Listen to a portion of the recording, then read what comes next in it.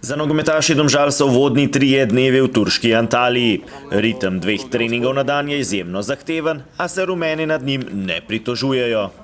Kako je, Gabi, kaj Turčija, povej? Ne moram zdaj delati.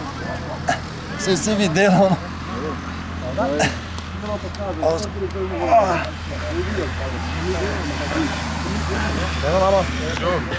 Kaj ne reči?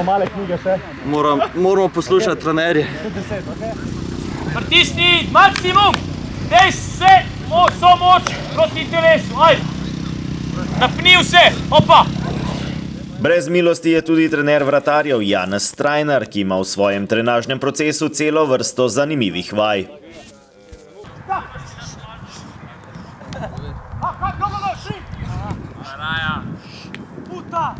Hop! Go! Hop, hop! Gdje gor, brat? Stop! Gor, hop! Obrat! Hopa, bravo! Ne v palco, brze! Bravo, gor, gor! Hop, še ena! Obrat! Ostrih zahtev strokovnega vodstva zaenkrat še nista občutila Slobodan Vuk in Žuninjo, ki zaradi okrevanja po poškodbi pod vodstvom Jana Koširja vadita po posebnem programu. Delamo posebej, ampak bo vsak dan boljši, tako da upam, da bom čim prej zdrav, da bom treniral normalno. Kdo ne poznaš, to se reče led, po brazilski. Želo. To se da takrat, ko si malo poškodovan, ne? Ali pa ko si mogoče malo glava, ne malo. Pa daš tu glava, ne? Brazilci je malo zmatran, pa je sam neumnosti govori. Napadalcu in zveznemu igralcu se je danes pridružil še Zenih Usmani, ki je uvodna dneva preživel v hotelskem fitnesu. Rumena družina, gremo.